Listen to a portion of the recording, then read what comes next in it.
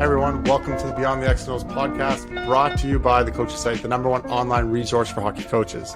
This podcast is hosted by myself, Dr. Cassidy, Preston, a mental performance coach and founder of CP Mindset, and Chris DePiero, my former coach from my junior playing days where we won a championship together, and now we work together in the mental performance and leadership space. We got a great guest today, and we'll dive into that in a second. But Chris, do you want to tee up some of the news? Lots going on with NHL training camps right now, the NFL getting started. What's your take on all this news going out there today?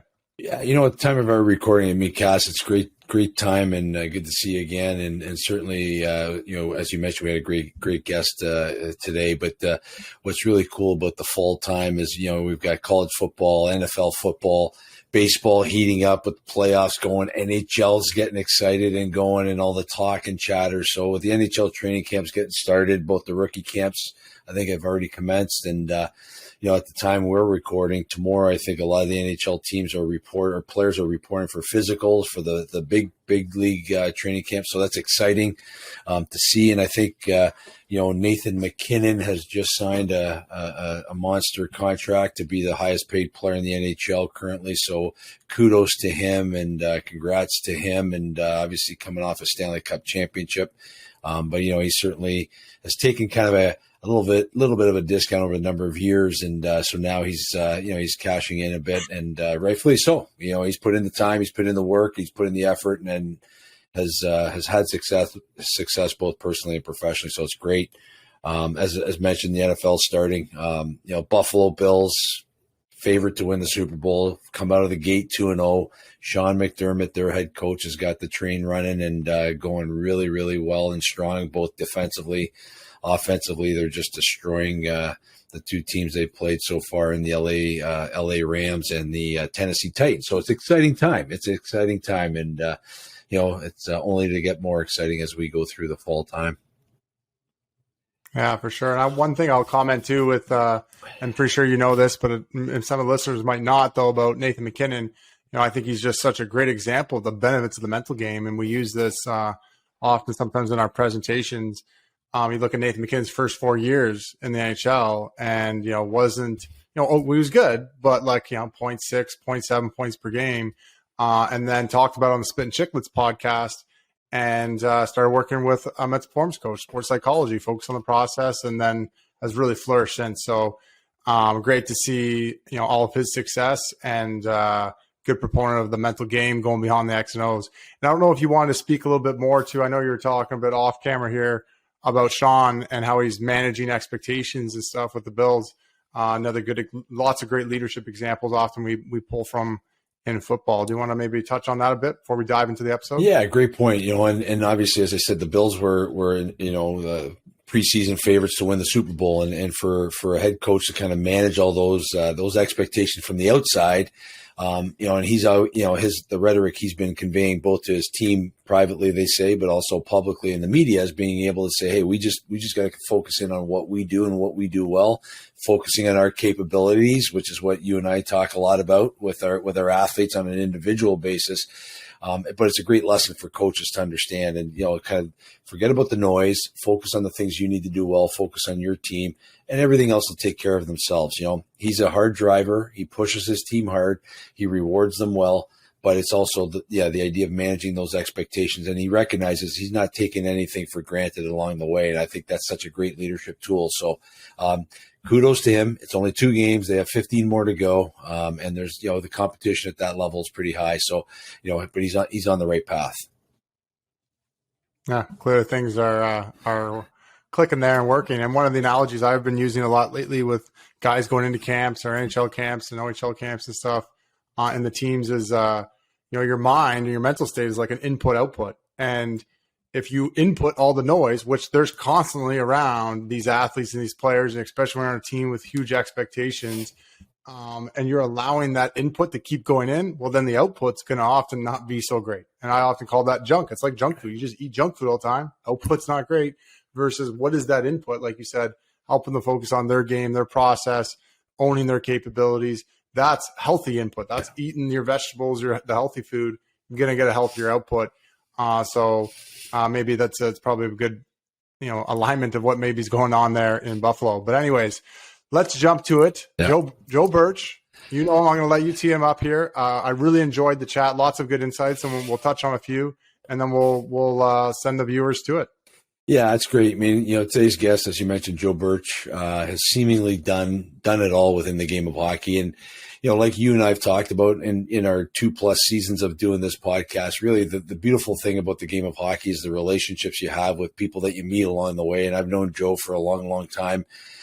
He's the current chief operating officer and governor for the storied Kitchener Rangers of the Ontario Hockey League. He played in the OHL with the Rangers and the London Knights. He also then went on to play for the Western University, where he was completing his undergraduate degree. He then embarked on a coaching career where he was an assistant coach with the St. Thomas Stars, where he had the chance to work with future San Jose Shark Logan Couture. He then spent 12 years working at the OHL Head Office. And which is nice about what Joe's done, he created a lot of the positions that he ended up using or partaking in with the Ontario Hockey League.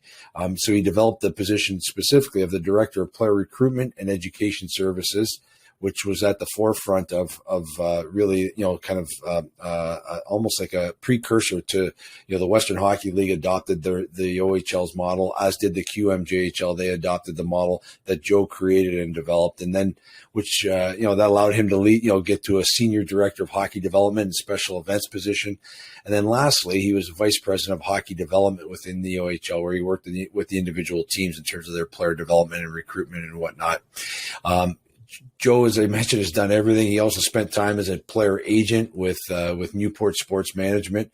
And now he finds himself, when he can allocate the time, he's a busy guy, as the head coach of a U12 minor hockey team in the Toronto area. So he's a busy guy. Hockey's been his life. Hockey's been his passion. But what was really nice about this chat, Cass, is really, as you can attest to, it's his way of articulating his management style, his leadership style, and articulating how his experiences, both in the game as a player, as a coach, as an executive within the Ontario Hockey League, to now creating a culture, with the Kitchener Rangers, and how that journey has kind of forged his path and kind of created this, as he continues to learn. And it's been really impressive because he's been able to, as I say, just create new positions, develop new positions, and grow those positions, but help people, both on the ice and off the ice within the game. So it was a great discussion. Yeah, no, for sure. And I think, and you touched on it a bit there, but just his ability to kind of keep innovating. You talked about like what they did and how they looked at doing things differently coming out of the pandemic and using that. And like you said, just so many different jobs like within hockey and around hockey. And one of my favorite parts from the discussion is like looking at the coaching leadership skills that we're often looking at it from a coaching standpoint, but really applying it as the CEO position. It's like it's running a business and managing people in a massive team, and how he even treated them like as a team. He talked about the circle org chart structure, and so some really great insights, really well articulated. I got lots out of it. I had pages of notes and really enjoyed it. Any final thoughts about the episode itself before we tee up the listeners and let them dive in? Yeah, I just want to be able to say, like, for people out there that are, obviously in the game, looking to get into the game, Joe's a great example of really having a lot of different positions within the game because he loves the game, and it's a great game. It's a special game, and the people within it are special and great. So he's kind of a great example of that in terms of being able to be a coach and an executive, and on the league side, now on the team side, he's been an agent. So he's done it all. So there's opportunities out there for people who want to be in the game. And the one thing I just want to kind of highlight before we send it over to the listeners is being able to, I think it was important and near and dear to Joe's heart was that the Kitchener Rangers initiative that's surrounding the diversity, equity, and inclusion, and how that's been such a rewarding experience for everyone. And I think, they're only getting started with some of the things that they're doing at that level. But again, being the beacon and the example for the rest of the Ontario Hockey League and maybe Major Junior, maybe other organizations at other levels of the game to be able to, use their template and model. And again, Joe's being, kind of like a trailblazer in that regard, as he has been his whole career. No, for sure. And I loved, and I don't know if we talk about his U12 team actually too much in the episode, but we talked about it once we were off camera. And it was a good example of how much he loves the game and how he wants to even just, give those values and his leadership principles there too. But I don't know if it comes up as much in. We're more talking about the Kitchener Rangers' other experiences. But again, great episode. Won't let you wait any longer. Reminder, like, share, comment, subscribe, all that good stuff. Reach out if you have any questions. You can contact us at Cassidy at cpmindset.com or Chris at cpmindset.com. Love to hear from you and enjoy the episode. The Coaches Site is hockey's leading online coaching resource and was created to provide hockey's top coaches, leaders, and performance experts with a platform to share their experience and insights with coaches and organizations of all levels with the goal of enhancing the development opportunity for their players. A membership includes access to 500 hours of educational videos, a library of over 700 drills, articles breaking down the latest tactics and systems, and the opportunity to join a coaching community of over 15,000 coaches from around the world. Regardless of the level you coach, the Coaches Site is going to provide you the ultimate coaching toolkit. Listeners of the Beyond the X's and O's podcast can save 25% off an annual membership by using the code BEOUTSTANDING when you register. Again, get registered today by using the code BEOUTSTANDING at thecoachessite.com. All right, welcome everybody. We're pleased to be joined by the Kitchener Rangers Chief Operating Officer and Governor Joe Birch. And Joe's had a long history in the game, from being a player to coach to interim general manager to all kinds of different roles in which he will share with us. And so certainly he's well positioned to talk about the game from beyond the X's and O's, from his experiences, and as mentioned, being now the chief operating officer of one of the storied franchises in the CHL, the Kitchener Rangers. So welcome, Joe. Hey, thanks, Chris. Thanks, Cassidy. It's great to be here with you guys, and I'm happy to talk hockey. Yeah, the X and O part, you gave me a little bit too much credit there. It's not my strength, but no, I'm happy to be here and enjoy telling my story. Appreciate that. And so with respect to that story, in terms of, let's kind of navigate a little bit of that, if we go back a number of years and see, obviously you played the game, but can you talk about your experiences growing up, but then to playing in the Ontario Hockey League with Kitchener and then London. But certainly if you can kind of talk about that, and then how that kind of gave you this impetus to stay in the game when you went on to university and beyond.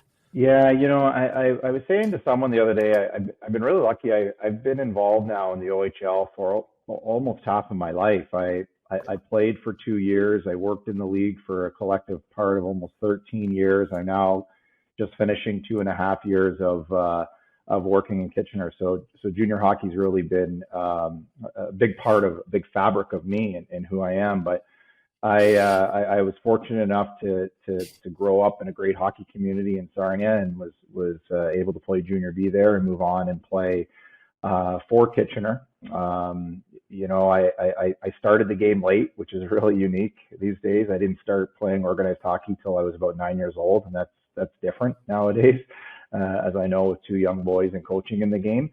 That doesn't mean it's the norm, but it was a unique and a late start for me. But I've always loved the game, and I've been really fortunate that way. I'm rereading the book Grit right now, and actually the chapter I'm on talks about passion. So it's weird how passion over a long extended period of time has helped me to be involved in the game. I went on to Western, and it was really there where I think I understood that my NHL dreams might be over, but I think I also then began to understand that I wanted to stay involved in the game. And I was lucky enough to begin coaching with St. Thomas, where I was there at the junior B level for about 6 seasons, and then was fortunate enough to be the successful candidate to be hired in the league. So kind of there, my career has led me to where I am today. A bunch of different opportunities that I've said to a lot of young people, I never said no. When I was asked to go to Flint and oversee the Flint hockey ops, or I was asked to oversee a league special event, I never said no. And each of these little pieces along the way have helped me to where I am today. So I hope that kind of gives a bit of a snapshot of where I've landed here. Yeah, for sure. And I appreciate the high level view. And I think what I've always loved about the game is the relationships. Yeah. And, within that relationships, it's actually, Cass and I coached Cass, and here we are many years later. You and I actually met when you were as an assistant coach with the St. Thomas Stars, and I was coaching the St. Michael's Buzzards Junior A team. We played you guys in an exhibition game, and you had a young star on your team then. Can you talk a little bit about that? Yeah, it is funny because I ended up coaching based upon the relationship that I had with, it was a former coach of mine, Dan Rose, who coached me at Western. And then he brought me into the coaching side. And yes, and that's where it's amazing how time passes in the relationships that you still maintain. And Mike McKenzie, one of your other former players, now dialed in on here. And that young star was Logan Couture. And he was a pretty good hockey player then. And he's a pretty good hockey player now, not unlike you've had the chance to coach. But it is truly amazing the relationships that you maintain, both from you and I at a coach level, yourself, Cassidy, Mike at a player level. I know Bob Bugner quite well, to show you the coach-player relationship. And my son loves the color teal, and he loves the San Jose Sharks. And so my youngest son, so I told him one day, I said, hey, Dad used to coach Logan Couture. And he said, oh my goodness. So he started cheering for Logan and following highlights. So it is unique things that you remember. And I actually sent Bob Bugner a note, and he actually got my son an autographed picture from Logan, and Logan remembered me, and he said anything for Joe. But it's just sort of the weirdness of our game, and it's not weird in a bad way. It's just the specialness of our game and the unique relationships that you build, because it is a people game, and it really is still a person. You have to have great interpersonal skills and communication skills, and really treat people the right way, because I don't know where paths will cross with me and Logan, or you and I, or Cassidy and Chris, or Chris and Mike. And so it's really important that we carry ourselves a certain way and treat people the right way. And that builds great bonds and friendships. We're lucky. Yeah, that's awesome. That's awesome. Yep. The thing that I like about your journey is that, like you say, you've never said no, but there's an element of like almost kind of navigating new ground, and that requires a sense of leadership and a sense of confidence in yourself and being able to get in there. So your first role with the Ontario Hockey League, as Director of Player Recruitment and Education Services, was a new kind of initiative by the Ontario Hockey League, and here Joe Birch gets hired to do this. How exciting for you was that, to be able to be at the forefront of something brand new for the league, and then put your stamp on it and grow it? Yeah, it was amazing. I was really fortunate. When you talk about leadership, I learned a tremendous amount from David Branch and the time that I spent there with him. And Dave also had great support from the 20 owners of the league to be able to let this position. And I remember being hired and people like, why do we need a recruiter? Why? And I was, yes, I recruited, but it was more about telling our story. I ended up being a really good, strong presenter and painting a picture to help people to understand what we presented as a league.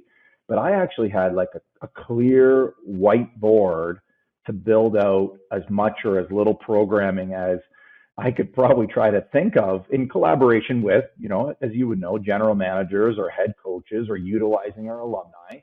And it was really an exciting time. And the Quebec League subsequently hired a director of recruitment, the USHL and College Hockey Inc. They followed suit shortly not after. The WHL ended up following suit and hiring after. So all of a sudden there were these league recruiters that were going on in North America, fighting for players, for lack of better words, and more about telling your good story. So it was a really, really exciting position. Some days I didn't know what I was doing, in the sense of there was no playbook. But that was good though. That was okay to experience that. I didn't realize at the time that I was learning life skills and things that are helping me, and just helped me recently go through things as it related to the pandemic, and there was no playbook. Well, that's okay. I had been through it before, so I had some of those skills already developed. So it was a fantastic position. Now there's a great young guy, Kyle Pereira.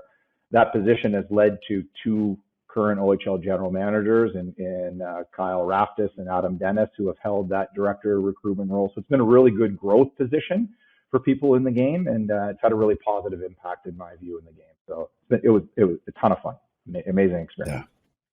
Yeah. Awesome. Cass, I'll let you jump in. Yeah, You're chomping at the bit. I'm enjoying listening. So like to pick my spots here, but I think you've got such a unique story, Joe, and I love that. Like, hey, you just kept jumping after opportunities, said yes, and kind of navigated your way through to your current position.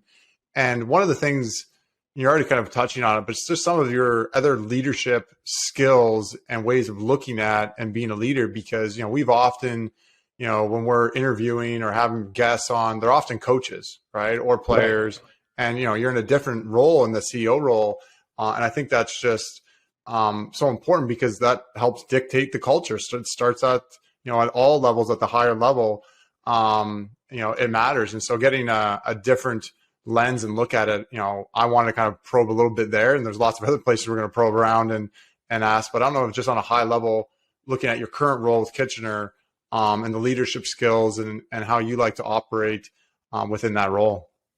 So it's funny, Dips and I share a lot of parallels when we talk about things and we get caught up, and I started out in wanting to be a coach and coach in the OHL and get back to the league at the level, but I quickly learned that I didn't have the skills of a Pete DeBoer or Spotter or some of these other great Dave Barr, other great coaches, Dips with your junior experience. I just wasn't there. So I adapted to more of the administrative management side and had to refine leadership skills along the way. I took certificate courses from Cornell based around leadership and high performance leadership.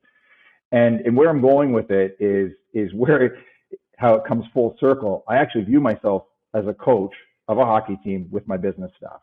And so it's not about Joe Birch. It's a really flat, no hierarchy here. I view my role as the COO is to help my 24, 12 hockey, 12 business staff to grow. And our ultimate goal is to hit the organizational goals and objectives that we've set in place as a collective. I'm huge on collaboration. I'm huge on teamwork. I'm huge on servant leadership. I want to be able to help my people grow to hit their own goals and objectives, which I know in return will help our organization grow and hit our organizational objectives. So in many ways, I'm a coach. I have my starting goalie, which is my VP of operations. I've got the power play guy, which is a superstar communications person. I have a stay-at-home defenseman who's our graphics person. However you want to term it, whatever mindset I want to build it out. But as a former hockey person, it became an easy way to sort of integrate the two and to communicate. There's a lot of hockey people that we work with, and I think it's just an easy way to transition into the game and say, you're still building a team. How can you now get your team to collaborate together, function highly together, and really do some crazy things on a positive side that are great for the organization, community, so on and so forth. So I'm kind of a coach once again in many ways. I love it. And I think from that perspective, it's interesting because like all the discussions that you and I have had, Joe, and then obviously Cass and I talk about this incessantly is that concept of really how leadership principles are transferable regardless of what industry we're in or what role we have. But, obviously we come at it from the hockey side, a coaching kind of background and the impetus really for, this podcast was always about taking coaches and making them leaders and kind of going to that next level. And I think the way you articulate that is fantastic, because I just think, we want to be able to challenge people in their leadership journey and utilizing strengths that they may not even realize they have. So the way you just articulated that is so good and kind of straightforward that, hey, it's no different than, like you say, running a team and running a business. And obviously, with you guys and, in Kitchener, you've got this longstanding tradition. So I want to tap on, the balance for you as the leader of this organization in, with that balance between looking in the rearview mirror, but also focusing on that front window and kind of keeping the train moving forward. And where does that balance lie? And the rearview mirror is obviously this tradition, this history, and being respectful of that, but also advancing, into this new age of where we're at and understanding, the hockey world as it is now. Yeah, and that's been a really interesting point to do here, because the rear view mirror for me has been trying to put the pandemic behind us. So prior to when I started in June of 2020, that's exactly it. Lots of tradition, lots of history, incredible things done by Steve Biankowski prior to me and others in the organization. And what the pandemic, though, enabled us, there were so many hard things about the pandemic, but in many ways, in the business side, the pandemic allowed a lot of organizations to kind of take a deep look into their organization. How can you be better, more efficient, and come out of this thing? And what it did for me when I started, it allowed me to have a fresh set of eyes on the organization and also have time to be able to say, okay, you know what? A lot of these things that were done in the past, we can't do right now because of the pandemic. So how can we do some things differently? Well, we stumbled across some great things. Stumbled is my cute way of saying we planned things out and they were successful for us. But we stumbled across things like our virtual women's and hockey conference. We had time to focus in on learning more about diversity and inclusion and BIPOC programming. We were able to transition on the business side from your traditional stock ticket to mobile ticketing. And these sound like little things, but in an organization like this, our game day program, we eliminated a game day program and we went digital. And so everything's now on our phone, digital for 50-50 draws. So all of these things that in a really traditional historic organization that worked really, really well, we didn't have a choice but to change based upon the circumstances we're at. So we were able to integrate some of the things, move them up to as technologies changed, grow as an organization because time was there for us to learn about some important societal issues that maybe in the midst of a hockey season, a normal hockey season, we probably don't have the chance to step back and say what fits for us or how can we help.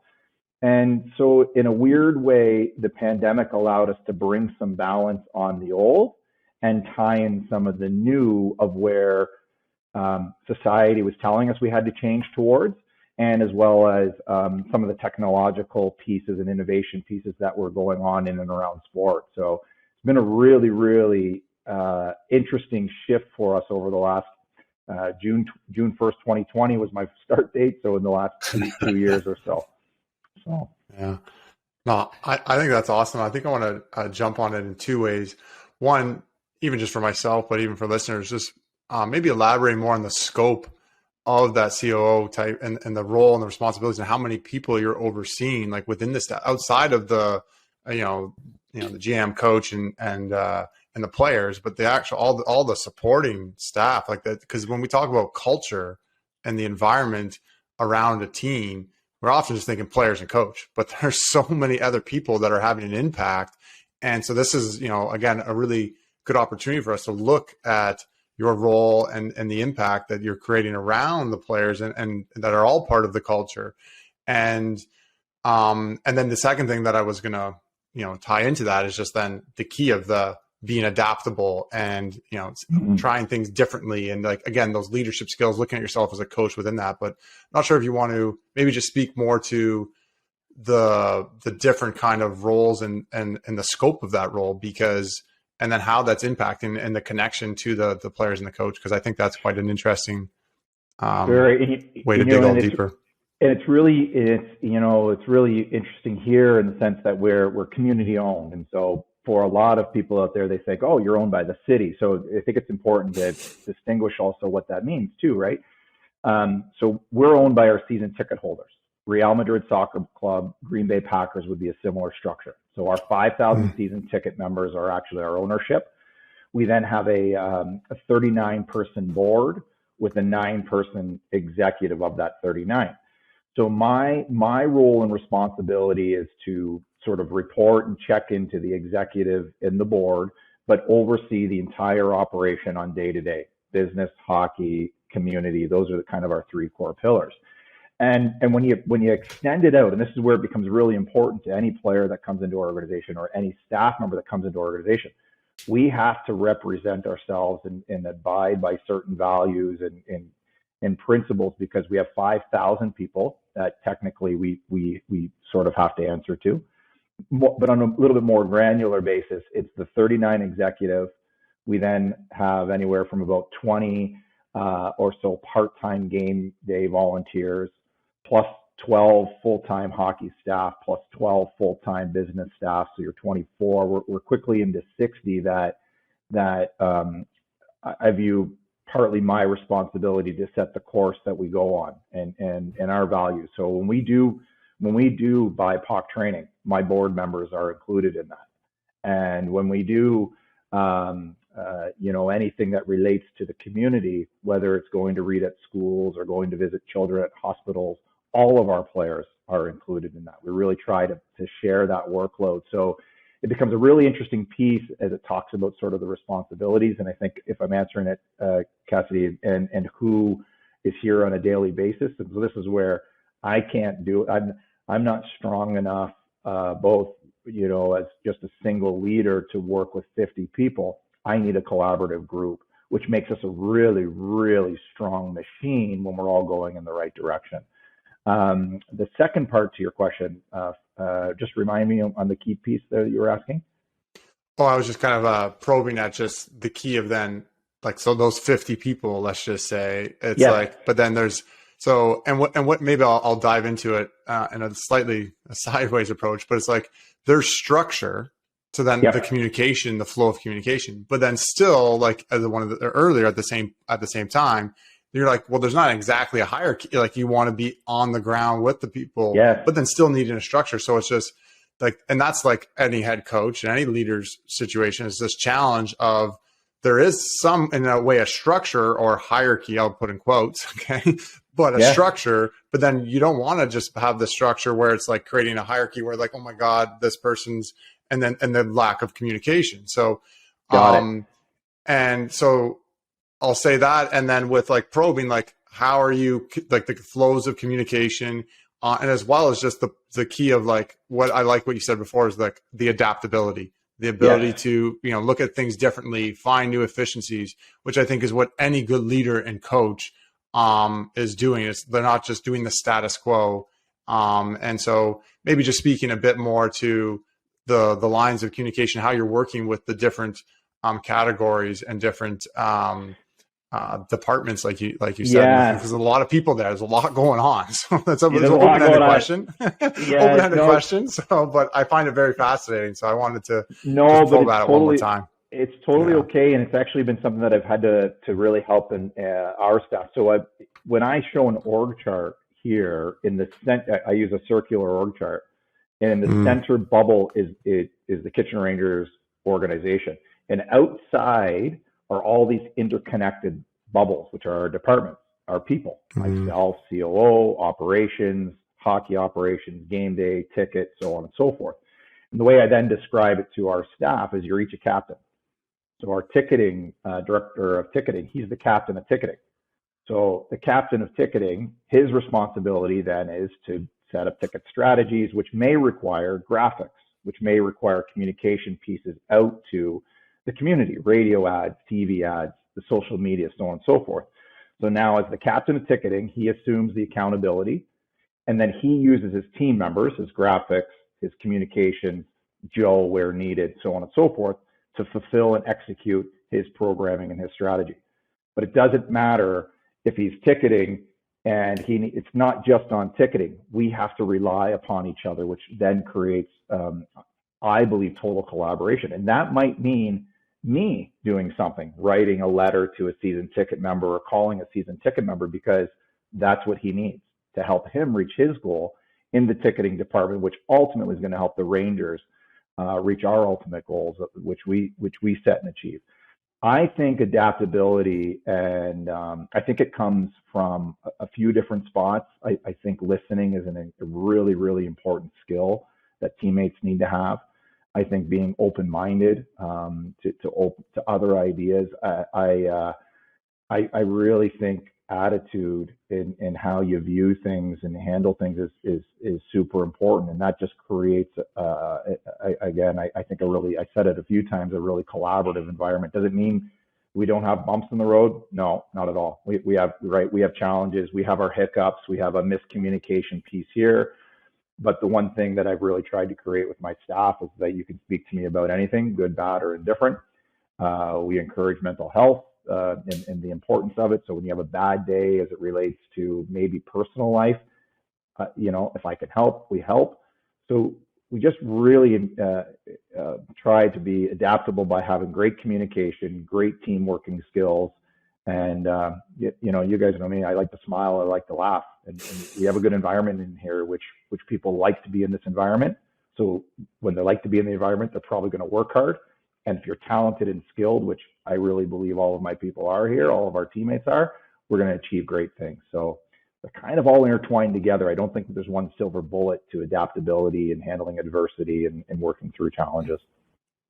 That was really well said. Thanks. I love it. I love it. I love it just because I just think from a pure leadership perspective, Joe, that is kind of much needed, that concept that you mentioned in terms of your org chart and that collaboration piece. But then obviously just having the empowerment that you're giving your staff, regardless of what part of the business they're in. I think that's huge. And I think there's a lot of synergy between that and what coaches could do as well. And we're seeing a little bit of that at the pro level, and it's filtering down to the major junior level as well, in terms of specific coaches for specific, like a power, the one of the assistant coaches handles the power play and whatnot. And there's some collaboration along the way. But I just think from a standpoint of that concept that you employ, in your role right now, and you talked about earlier, you're kind of, influenced from Dave Branch as, commissioner of the Ontario Hockey League. What other leadership influences have you had along your journey here, even from back, you can talk about even as a player, but even as a young, where have you kind of gleaned, or who have you gleaned from to be able to get to having the concepts that you have? Because I just think it's, in a lot of ways, hockey's a late adopter to the concepts that you just articulated to Cassidy in his question. Yeah, totally agree with you on the late adopters, Dips. To be honest with you, it's strange how such a great, huge game globally, it seems to be so far behind on where soccer might be, or basketball, particularly in some of the European countries and what they do. But and I've been really lucky. I've always tried to learn from people I'm around, good, bad, or indifferent. I like this about this person. I like that leadership trait and that skill. But I've really had two sort of key hockey jobs, Newport Sports. So I learned a lot from Don Meehan, Pat Morris, and the entire group over there. There's been a few governors that I've had the opportunity to work closely with as I was within the OHL, and Rick Gates is one that I viewed as a mentor, who was always willing to give me time. Craig Goslin was the same case, give me time and help. I then drill it back to, because some of these things I think I've had to learn. There's lots of talk, you guys know better than me, that sometimes people feel leadership is you're born with it, you're natural born leaders or whatever. Well, I think there's certain things that become, innate in you, like your values based upon your parents and your upbringing. And, but then there's things that you have to learn. Like it's like anything else, it's a skill. You have to learn some of these skills. And one piece of great advice that I received from Rick Gates actually was, fill your gaps. And where do you have gaps right now, Joe, that are going to prohibit you from growing? And one of the reasons I took, some of the leadership courses that I did through Cornell was, at the league office, I had one staff member that I worked with on my team. So providing leadership to one staff is great, and it was a great first step. But if I wanted to be kind of in the chair, or hope to be in the chair in the position that I'm in today, one wouldn't be enough. So I took a course that talked about leadership and collaboration and filled a gap for me. So to answer that, I think, there's so many great people that I've been fortunate enough to be around, both from ice hockey, from playing. Jeff Ward was someone who I played under here as a 16-year-old and was really tremendous on his organization and his passion. But I've been really fortunate to be around a lot of great leaders. And in my 2 professional working roles between Donnie, Pat, and Dave, I don't know, really, really highly successful 3 guys that I had the chance to work closely with, and they were super helpful to me in my growth. I love it. And it's funny because, I mean, I share some of the, obviously the Cornell piece. I've done a, leading high performing teams certificate, organizational behavior certificate through Cornell as well. So there's a lot of, obviously you glean a lot of different information along the way. And the fact that you're rereading the book Grit, I think that's awesome. And, I love it because it's always about learning. It's always getting better and challenging the status quo. And so hockey in general, as I say, late adopter, given your experiences and what you've seen, what can you foretell, if crystal ball, for like, where's hockey going? Where's hockey going in Joe Birch's mind in terms of, both, from a standpoint of, let's say, on ice growth and development, but just where would you like to see it go in general? Yeah, I think on ice side, you watched that game last Saturday. I thought it was incredible hockey, right? Canada, Finland. Yep. There's no BS. There's no, they play hard. They're skilled. They're fast. They're big. There's a little bit of body contact, but it's hard to get really crazy physical. I remember, playing, and there'd be lots of fights in the game, and that's so far removed from what our game is. And I think if we could try to find ways to capture games like last Friday or other Olympic games or World Junior games or even the Memorial Cup final this year at St. John's and Hamilton was an incredible hockey game. And it's skilled. And I really like the direction our on-ice product is going, but where it's going, and the encouragement from Hockey Canada and small area games, and the encouragement from a really holistic development of our players, with what you guys are doing, and there's lots of great young coaches. Where we lag behind, in my view, are some of these societal issues that I think leaders like ourselves have an opportunity to be able to create great influence on, that will impact the game for the longer haul. At some point, the 3 of us won't work in the game anymore. So we have to turn the game over to my son, who's 11, or maybe a young staff member on our team that's 22 coming out of university. And so we have a responsibility, in my view, to teach them and to coach them about, really high level values such as diversity and inclusion, respect for women in sport, BIPOC. This is all part of our sport. It's all part of our societies in the multicultural demographics of each of these communities within the Ontario Hockey League. And if my head's in the sand on some of those things, I just don't think that I'm doing my job properly to help my players grow, who the game's going to be turned over to those people, future staff members, who the game's going to be turned over to those people, to my children, and maybe his little young teammates or anybody else. So I think that I have a job, and others in my role really have a responsibility to ensure that the game is in greater good. But also, I think in return that impacts community and the society and individual people. And I just have a big passion and a belief that I have a job to do there. Awesome. Yeah, I'll jump on that a little bit in a couple ways. I think that's really well said in terms of where can we grow. And one area that I would say too is with sport particularly, the way we look at sport and the big sports and big, but most of the sports, the professional sports, etc. It's become so glorified in our society, the impact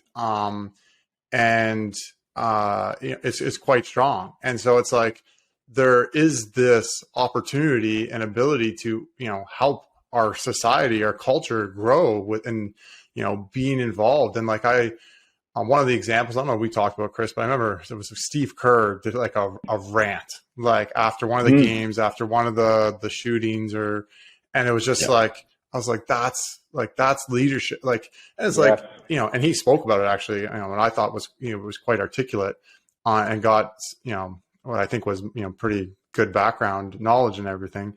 But the premise of he's there hired as a coach, to coach basketball, but he can talk about these other larger concepts and issues. And it goes to one of the things you said before about being open-minded, having the right attitude, being a good listener, and caring more about, the culture in society as well. So I haven't got to a question yet, but I love your comments though. Yeah, a little commentary. I'm just the color commentator today, but the premise being, I couldn't agree more on just the importance of that, and just kind of layering and looking at like, what does sport really mean? And is it just about the on ice product, or is it more to it than that? And what you're speaking to is it's much more than that. And it's the responsibility of the leaders to understand that and to pass that down to the next generations and so forth. So 100%. I think I kind of led to maybe like, hey, throw that back to you just to maybe, elaborate on it now. So there was kind of a question there. So, but yeah, I just couldn't agree more. And I think it's so important. It's great to see someone in your position speaking that way as well. So, well, and one of the things about 4 years ago, I kind of created a development model, a wheel. It had 8 different elements in the wheel. It had things like your technical side, your tactical side, character, education, sports science. I feel like I'm missing community. I'm missing 2, and I should have reviewed it. And anyways, within this model that I tried to create, it really is a holistic view of the athlete and the athlete's development. And I think, right, wrong, or indifferent, a lot of young coaches and coaches at this level have been sort of narrowed into this tight streamline that development is only in the gym, on the ice, skill development, team systems. And I think you miss the boat. And I think organizations miss a mark in developing their people and their players if they don't really have an open mind about a holistic point of view and development. And anybody could create this own little model. But what I tried to do, as I shared with, and maybe you knew this too, Cassidy, was I coach youth hockey. And I brought this development model into my youth hockey organization. So when I speak with my parent group, I say it's not wins, losses. I don't even mention those words. I talk about the process, and if we do everything right, the good pieces will be there. But it's more about this holistic development that's going to be better for your son 3 years, 5 years, 10 years down the road. What it's enabled me to do as a youth hockey coach is actually to talk about really serious issues. I had Rico Phillips talk to them as 10-year-olds about racism and language. I had a discussion with them about the Kyle Beach matter and the importance of speaking up if you feel unsafe. I've had the Canadian Mental Health Association talk to the group of kids and the parents at 11 years old. Really deep, kind of, right, big picture stuff, but they were spoken to them as they should be spoken to about 11-year-olds. And I think that's something that we can all do a better job of as leaders in the game, is realize that, 10 and 11-year-olds are pretty smart. And if you use proper language, you can teach them a lot of things that will be great foundations for the future. Because I know a lot of things sometimes we encounter here, they get here, or they get to the NHL level and it's too late. And I think that's where ideally we can use, as the Rangers, we can influence youth. I know in my role, I try to help and influence youth and support just as you guys do. So it's an ongoing piece that will never end as long as kids are playing hockey at a young level. We have a job to do. If I can dovetail on that, and I know, you mentioned you coach youth hockey and you're obviously bringing in some pretty big societal things to them. And I think that's fantastic. You talk about your kind of developmental hub, and you use the word development probably about 5 times in a matter of 2 minutes in that little, kind of intro. How much in minor hockey, let's say, that you have seen where, again, that gets lost, the concept of development. And you mentioned that coaches get kind of streamlined into, hey, we got to just, deal with what's on the ice. We got to win.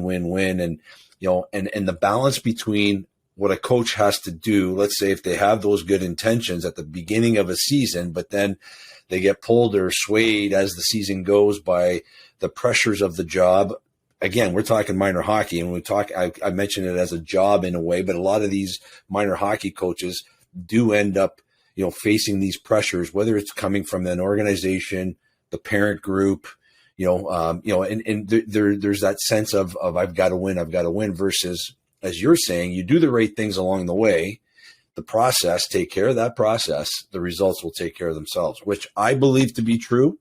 I know Cass believes to be true. And I just think, there's enough evidence to suggest it to be true.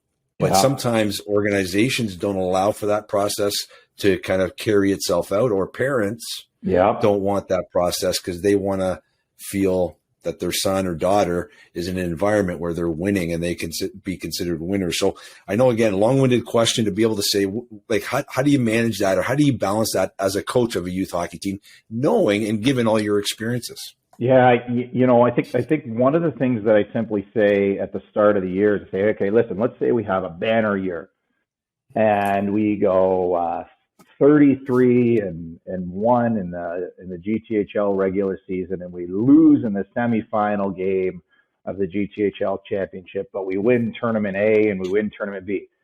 Does that mean we had a losing season because we lost one semifinal hockey game?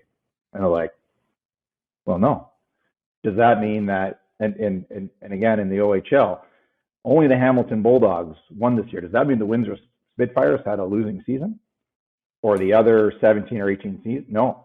So I think sometimes it's about managing expectations. I can speak specifically about the organization that I'm with, that they believe in process and they believe in outcome and they believe in big picture. And that really helps me because I believe in that. So now I'm coaching within, so the leadership of the organization that I coach in supports my beliefs as it relates to youth hockey. So then now it makes it easier for me to communicate out. So I think, again, it's not unlike what we've been talking about here for the past little bit. It's about leadership. And so in some ways, although I talk about a collaborative circle, there are some things that to create some change and some philosophical values and to really influence some change, there does need to be some somebody at the top of an organization who can drive that down, and then put your coaches in place who share those beliefs. And Right. I think then that the coach then has a real important responsibility. I know sometimes I hear from coaches at other age groups at youth level say, I don't talk to the parents. And I'm like, why? Why wouldn't you talk to the parents? First of all, it's their son or daughter. You can learn a lot from parents, right, wrong, or indifferent. You can't take things personally. You have to be open-minded once again. But why wouldn't you talk to parents? Because it becomes your opportunity to kind of direct the narrative and help them. It's taken some time here, but I believe that I have 17 parents on my team that are believing in what I'm talking about now after coaching them for 2 years, and that we lost in the semifinals. But we didn't mean we had a losing season. We lost one hockey game, but the kids got better. They had great life skills taught to them. They made 15 new friends that they all can't wait to get back together with. Isn't that what it's about? There are certain times when we get to levels that winning becomes sneaks inside of a bit of a priority, maybe at this level and at the NHL, but particularly in youth hockey until they get to us. Boy, we really have to make sure that we put the player first, their experience first, and we're communicating the right way to ensure that's actually being fulfilled. I love it. I know, Cass, you're going to jump in a sec, but I one comment here with that. And I do believe, yes, winning does sneak into, like you say, at your level, the NCAA level and the NHL. But if I were to, do a deep dive in the Tampa Bay Lightning, it was the development of a culture. It was a development of the process. It was the patience of that development, both from John Cooper as a head coach, but the players, themselves, that allowed for them to now all of a sudden navigate 3 Stanley Cup finals in the last 3 years and winning 2 Stanley Cups. So, I just believe that's just, my soapbox kind of rant in terms of culture building creates an environment where success and winning can be a byproduct of that. So, whoever comes into Tampa Bay now, yes, you're stepping into a winning culture, but you're also stepping into, a championship culture and they have to be a championship culture before they won the championship. So yeah, I think that's a great piece though. So does that mean that because Tampa lost, they had a losing season? Right. Right. Anyways, it's yeah. But you're right, Dips. That's a great example. Yeah, I wanted to jump in. Thanks, Chris, for letting me jump in. I was saying, but the premise being, one of the things, and you alluded to it, Joe, that I like as a nice distinction, is the mental state or the values or the beliefs lead to the process. And we want to have both well defined. Right? I want to trust this process, but like, how do we create? What do we identify? How do we articulate what the process is? And then how well do we execute at it? Well, the first thing that actually comes first is the mental state, the values and the belief systems. And are we grounded with that first and foremost? And so you talked about that, and I would kind of, and you kind of alluded to it, but even going back to Chris's question, it's like coach at the start of the year, meeting with the parents and setting the tone. It's like starting with, here's what the values are. Like, here's what we believe. Here's the mental state. Here's the environment and what matters, and getting parents buy into that. And it's both your ability to articulate it as well as your certainty in it too. Do you, are you clear in what you stand for and what you're about? And then here's how we're going to operate and what we're going to do. And so, like, cause we do this with teams or players all the time. It's like, what is it? How do you want to show up? What matters to you? What do you believe in and the values, the characteristics and traits? And therefore this leads you to do these skills and execute this process. And then we use even, a KPI, which is like, here's the feedback on how's that going? Like, better indicators than just winning, losing championships. What are the other, that's farther down the line. And I call that's the least in your control. You influence it, but it's the least. Whereas the most thing in your control is that mental state, values, or belief system concept, which is like you can articulate that very strongly and very clearly, and it's fully within your control, and be very certain in it. And that is constantly adapt and evolve as we adapt and evolve. And then as a leader, the ability to start with that, share that, trust the process, articulate that as well. And so I like it as a nice 1-2 punch. And so I don't know if you want to maybe just play on that, but you pretty much said that. So I was just saying it in words. But you know what? No. But it's great though, because one of the things that I think that sometimes when we get into these discussions, we talk high level a lot, and even high level can reference AAA at the 11-year-old level. But I think though you've hit on something, Cassidy, it's really important is, I've been around a lot of young coaches, and I'll get asked, what should I do first, Joe? What's the drill book? I said, no, hang on. Just be organized. Be organized. So to your point, what's your season communicate? So it could be MD hockey or single A hockey. As long as you can be organized and clearly articulate, hey, parents, this is our goal this year. We're going to have fun. We're going to improve our skating skills. I'm thinking now of my 8-year-old who's just in minor novice, right? We're going to have fun. We're going to work on our skating skills. We're going to improve our puck skills. That's it. Three, they're big goals. We're going to have great practices, and we'll communicate. Here's what we're going to do. First meeting, but they've communicated to it. We're going to learn life skills. They've set some of those parameters up. So it doesn't always have to be at the AAA level where you're setting big goals and expectations, or the OHL level. At every level, I think you can do this and still have a great impact on the person. So the boy or the girl who's playing the game, which is super important, and then their overall experience. And now we're on to something that relates to development. Does it mean they're all playing the NHL or the OHL? Not a chance. And but what it might mean is we might create lifelong hockey fans, or players, or future coaches, or administrators, because they've had a great experience. Because I think the starting point is that I really believe youth hockey coaches just need to be organized. Wrap your head around it, take some time, set your season plan, and go after it. Ask for help. If you don't know how to do it, ask for help, right? There's lots of great resources out there. You guys know that. But I think you've hit on something that's really important that doesn't have to just apply to OHL, AAA. It can go all the way down the system, and it can just be brought up as your levels get higher and the demands the demands and the expectations increase.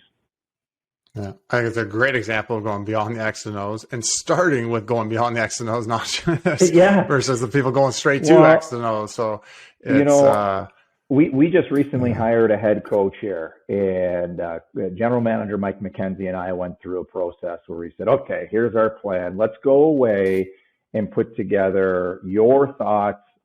We'll each put together separately on our own exercise priorities. What are we looking for in a coach? One, boom, boom, boom, boom, list them. And then we'll come back and we'll reconvene. And X's and O's wasn't number one. I can tell you that right now.